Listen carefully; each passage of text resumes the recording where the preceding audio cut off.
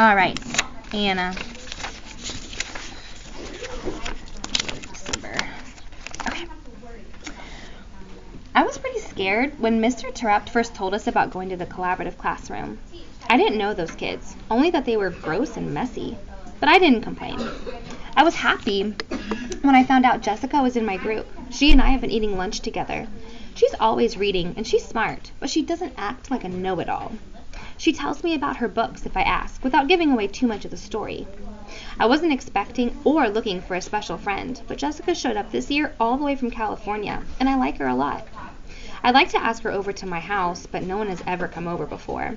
I'm not sure what Mom would think. I'll have to think about it some more. Jeffrey was in our group too. All I know about him is that he always seems mad at everyone. That wasn't how it turned out though. Jeffrey was nice with the kids, really nice, and I didn't feel scared because Miss Kelsey and Jessica were with me. Miss Kelsey knew I was nervous, and she helped me get used to everything a little at a time. I noticed that she didn't wear a wedding ring. Mr. Terupt had a lot of options. Little Emily was so cute. I didn't want to touch her hands because she always had them in her mouth and had slobbery spit all over them. But Miss Kelsey gave us this handkerchief to wipe her up with every once in a while, and then it was okay. I held her hands on the way to do jobs and on the way back. She smiled at me, and then I felt like I was going to cry. I hadn't expected that. One day after everybody had been to visit the collaborative classroom at least once, Mr. Terupt decided that we needed to discuss our group experiences. Mr. Terupt, I said, before we got into a serious discussion, did you know that Miss Kelsey doesn't wear a wedding ring? Is that so? Yes, and neither does Miss Newberry from across the hall. I did know that, but thanks for the observations, Anna. Then Peter started in. Ooh, Terupt and Newberry sitting in a tree. K-I-S-S-I-N-G. Okay, Peter. Haha. Mr. Terupt held up his hands. Enough of the matchmaking, though I appreciate your looking out for me, Anna. Now, how about sharing your experiences? I wanted to tell Mr. Terupt that my mom didn't have a wedding ring, but he moved on. Jessica was the first to speak up. Mr. Terupt, why is James in that room? He seems really smart. Yeah, Peter said, he knew how many forks and stuff were on the table without even counting them. You should do some math with him, Luke. Not exactly a retard then, huh, Peter? Mr. Terupt said. No. Peter's voice lowered and so did his head. He's autistic, Jeffrey said. No one said anything, probably because we were so shocked that Jeffrey had spoken at all, and because we didn't know what he meant. James has some things that he's really into, and he knows everything about them, Jeffrey went on. A lot of autistic people have a special talent. James is great with numbers, but he has his problems too. Hey, we should have had him tell us how many blades of grass were in the soccer field, Peter said. Yeah, and then I never would have got hit in the tushy, Lexi told him. Peter grinned, but that was the best part. All right, you two. That's enough, Mr. Terupt said. How do you know all that stuff, Jeffrey? I said. Even before I was asking the question, I felt instantly bad. Jeffrey wasn't looking for extra attention. Jeffrey didn't answer. He was quiet again. Okay, so there's Jeffrey again speaking up again. All right, Danielle. Lexi was in my group, going to the collaborative kids. Part of me was happy about that, part of me wasn't. Things were a little confusing. Every time we went to the collaborative classroom and every time we came back, Lexi would talk bad about Jessica, even Anna sometimes. Don't you think Anna belongs in this room? She's so stupid, Lexi said one day. Even if I wasn't supposed to be friends with Anna, I knew she wasn't stupid. I knew because she was my plant partner and she helped me a lot during that unit. Plus, Anna was the only girl not involved in Lexi's schemes, which made her brave too. Jessica should stay down here. She doesn't have any normal friends, Lexi said. The weirdest thing of all was that Lexi was really nice to the boys and girls in the collaborative classroom. Joey loved her.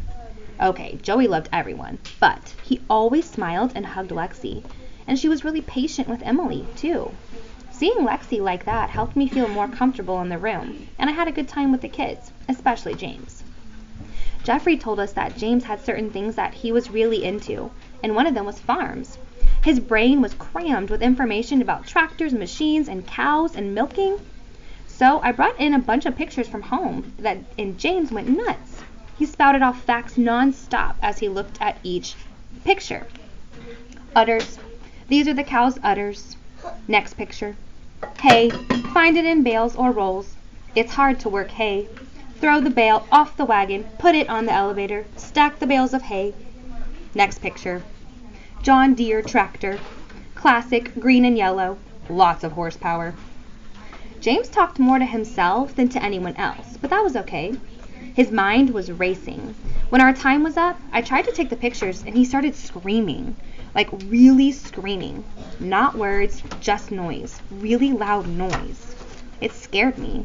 I let go of the pictures and Mrs. Warner came right over. I got out of the way. He can keep them, I said. That's very nice of you, sweetie, Miss Warner said. James, can you say thank you to your friend? Ah! James yelled and struggled to free his body from Mrs. Warner. James has a hard time knowing when time is up and switching to another activity, she said. I felt bad for James, watching him have this meltdown. It's okay, I said. You can keep the pictures, James. Bye. More yelling and crying and screaming. I hoped he would calm down soon, but I had to leave. I wanted to go. I didn't like seeing that. The whole situation upset me, and I think that's what gave me the courage to say something. We had just gone out into the hall when Lexi started right in. Like, what a weirdo. We better fix him up with Jessica. She's the weirdest one in our class. Just stop it, I exploded. Why do you always have to be so mean? You're nice in the room with them. Why do you have to be mean now? Fighting back tears, I turned and ran down the hall. He likes cows, Lexi yelled after me. Maybe he should date a cow like you then. Hot tears streamed down my cheeks. I ran upstairs and into our bathroom. Jessica was there. Are you okay? She asked as I came through the door crying. Here was my true friend. I knew it now. I'm sorry I've been mean to you, Jessica. I won't do it again. She walked over to me and we hugged. I felt better. Dear God, it's Danielle. I know now that Jessica is my real friend. I pray that you can help Alexia not be so mean. And I pray for James. He was awful upset today. Please help him feel better and learn to handle when time is up. Thanks. Amen. Okay, so that was a big, we need to remember to write that down on Monday. That was a big turning point for Danielle. What was it? Stood up first. Kyson? She did. She said it gave her courage. Yeah, Maggie. She's not going to be friends with Alexia anymore. Because she realizes now that Jessica wasn't saying any of those horrible things that Alexia was making up about her. She said, now I see it. Now here's my true friend. That. She's confused at why Alexia's so nice against the kids that she would be ruder. Yeah, she's calling her out. She's like, why are you so nice here and then you're so mean like to us? All right, Alexia, here we go. Like, Peter knew what he was doing out there on that soccer field, hitting me with that frisbee. So, I was constantly reminding him that he had killed our plant. I told you so, I kept telling him. Yesterday, he told me to stop annoying him. Peter's always picking on me. I bet it's because he likes me. Like all the boys think I'm pretty. They like my fancy clothes and sparkly lip gloss. They sure don't look at Danielle. She got so upset with me, she's never yelled at me before. She must be getting braver as she gets fatter. I'll have to fix things with her again. I do like going to the collaborative classroom. I don't have to worry about things down there. The kids in that room love you no matter what. It's nice. T had a good idea with that one. Joey likes my feather boas. I always wear them to his class so he can see them. I think I'm going to ask if I can put some lip gloss on Emily. I think maybe she'll like it. Every girl should try some lip gloss. Okay, that brings us to December. Okay. Yeah.